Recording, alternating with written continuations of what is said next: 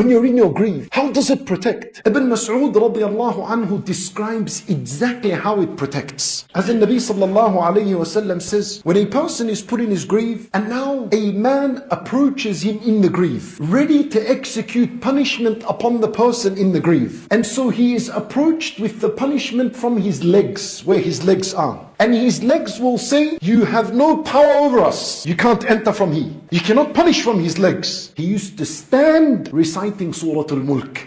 Go somewhere else. So then the punishment will come to him from his chest.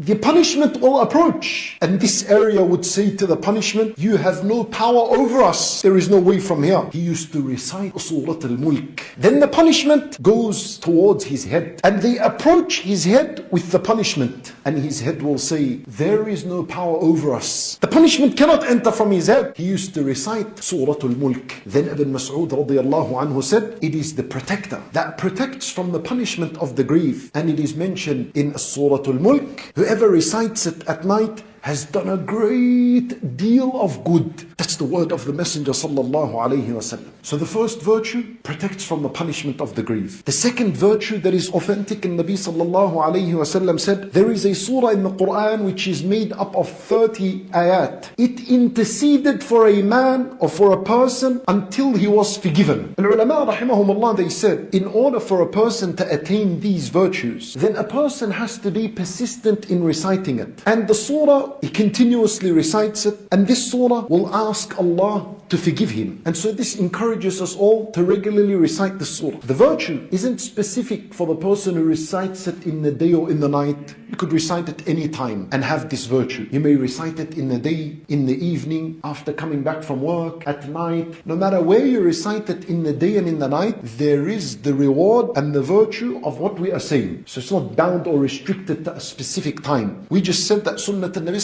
was to recite it before he slept. However, if a person forgot to recite it at night and then decided to recite it the next morning, then bi'idhnillahi ta'ala, he's included in this virtue. It interceded until a person was forgiven. The third virtue, and Nabi sallallahu alayhi wasallam, he said, there is a surah in the Qur'an consisting of only 30 ayat. It will intercede on behalf of its companion until it leads him into the paradise. And I want you to imagine a person being held, carried and dragged to Jahannam, full of shortcomings, and you are not included in the mercy of Allah. And so this surah begins to khasim. It begins to defend and argue on your behalf. Oh Allah, he used to recite me every night, and you're still being pulled and dragged. And it will say, oh Allah, he used to cry when he used to recite me and reflect upon its wisdoms and meanings. And he would recite it and reflect upon your greatness. And oh Allah, it reminded him of being grateful to, as you'll see this message in the surah. And it'll continue. It'll continue to stand by you. It will not run away from you. This is what the word khasamat suggests. That you're going somewhere and this surah is defending, continues to put a good word, doesn't stop. But it does that for its companion. You see, Nabi sallallahu alayhi wasallam, he said, he didn't say that it defends the one who memorized it. He said it defends the companion. What does a companion mean? It's with me in the morning, it's with me in the evening, before I sleep, when I wake up,